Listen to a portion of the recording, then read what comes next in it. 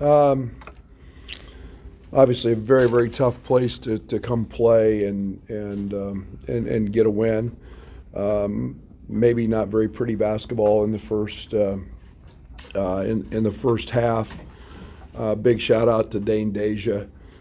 Um, he was terrific in the first half. He really kept us in the game and a night where again I thought we got some pretty good looks in the first half.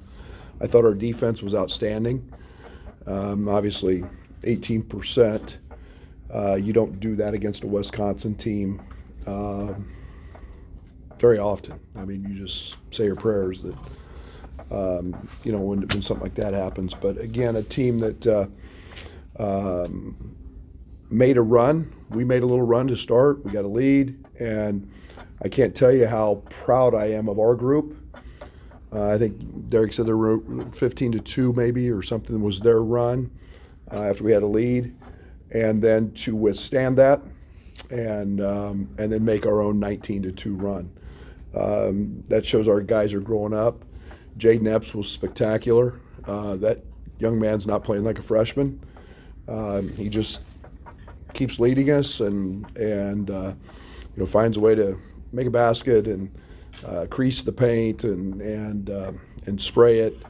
In a night where Terrence, our best player, was very similar to Tyler. Early foul trouble, they kind of canceled each other out. It wasn't a very good night for either one of those guys. But then Matthew Meyer showed who was the best player on the court tonight, and he was definitely that. So Matt can really get going, and we just kind of kept feeding the horse there in the second half. So great win. Excited to get out of Madison with a win, and on to the next. Just a reminder, we've got mics on both sides, and go ahead, Jeff. Brad, you obviously have a lot of options to go to for points if you need to be. Does Meyer just pick his spots by feeling what is needed and if he needs to be more assertive? Yeah, and he lets you know when Matt's going. We've seen this in practice. He is scary. Some of the runs he's been on in games, in practices. And we're trying to do it in a variety of ways, not just with the three, but he's an exceptional ball handler at 6'9". He's got a way around the post. He's a crafty offensive rebounder. But yeah, tonight it was we found a couple things we liked and we just kept going to them. Right in front of your coach. Brad, today is your fourth win when you haven't shot at 45% or better. Just what do you feel like that symbolizes for your group and where you're headed? Nothing. Who cares? Wins, win, and I don't mean that to be. Right. This league's really good with great coaches and great teams, and you go on the road and win, and you're not going to expect the ball to go in. We've tried to build our identity of our whole program based on the night they don't go in. How do we win in this league? And holding them to 18% was a start. Withstanding a home team's run in the 17,000 or whatever this place holds, and withstanding that energy, that's major league growth for us, and I'm excited about that. Right here, coach. Brad, along the way of lines of how you can get wins when you don't shoot well. Early on in the season, turnovers were a problem. I think since Northwestern, your turnover rate's in the low teens. What have you done, or what have you seen to limit the turnovers? Yeah, subtle changes.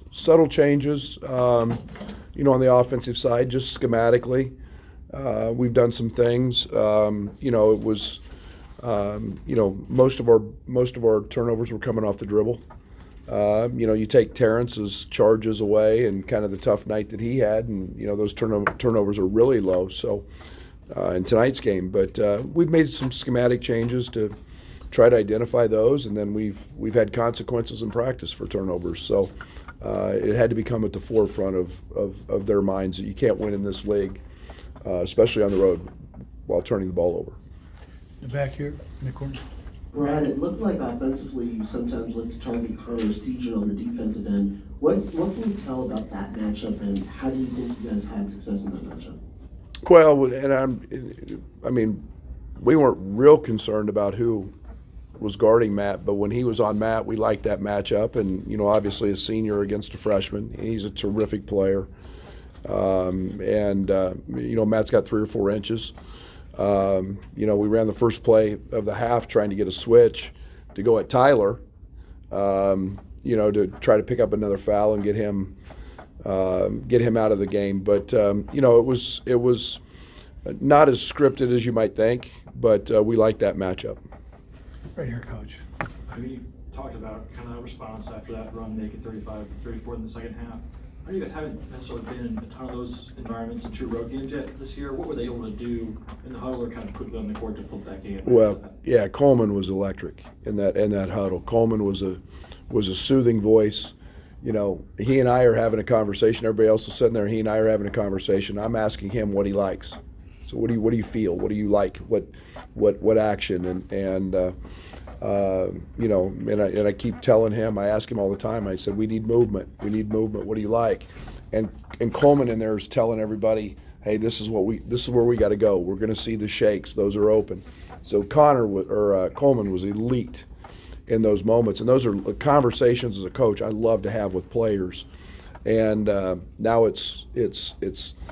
he's leading our team, and that's when we got a chance to become good. Right here, Coach. So, Coach, you were talking about Jaden and how he's not playing like a freshman. Can you talk to us about his recognition when he sees the bigs coming on him on defense? Yeah, he's growing. He's continuing to grow and get better in that. I thought he took a couple hard ones. Now, I also know Jaden can make some hard ones, so you kind of live with that in the first half. And again, I thought the second half he just drove in the paint, 2-foot jump stop, sprayed it. We got really good looks off of those, and he's just continuing to grow his arsenal on the offensive side. He can really score, and when he puts that other piece of pace and poise and 2-foot jump stopping in the paint, and that becomes consistent, the young man's going to score a lot of points in an Illinois jersey. Right here, Coach. Right, you talk about obviously the identity, defense wins championships or games in this league. Even so, when you're in a situation like this where the ball just is not going in offensively, what are those conversations like on the sideline where you're making sure those guys stick with that mentality and know that eventually it can come around like it did tonight? Yeah, and I think it's, in the first half, it was maybe a little too hard for us to – we were – my philosophy is always the closer you get it to the basket, the better chance it has to go in. And, we were trying to get the ball to Dane in 2 or 3 different actions. They did a great job defensively. We finally found a few opportunities to get him the ball, and he was very good. But, I just keep telling him, I love your shot. I love your opportunities. I loved every one of RJ's shots. That dunk he had shows his athleticism and his length, and the job RJ's doing defensively is elite.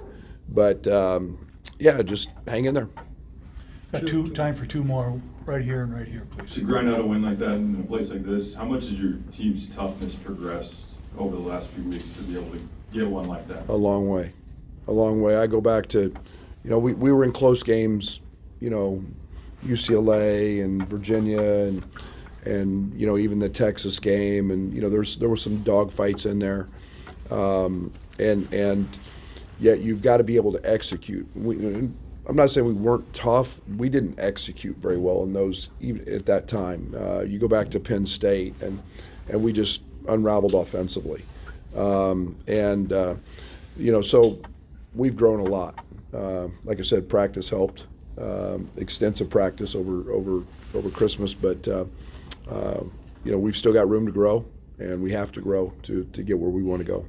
Okay, final question right here. You guys were able to hold Chucky scoreless in the first half, and then he had that 10-point outburst in the middle of the second half there. What challenges does he present for a defense, and kind of how were you able to kind of keep him in check there? Well, he's a 48% three-point shooter, which is elite. I think he's one of the best shooters in the country. And then he's crafty. He's very good at snaking the ball in ball screens. He gives them an opportunity to post in the paint.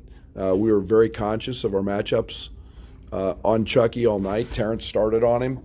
We wanted to try to keep as much size. We're never going to hold a guy like that scoreless. because he's gifted offensively. But everything started with trying to take away his threes, and he's going to find a way to put the ball in the basket. Okay. Thank you. Thank you.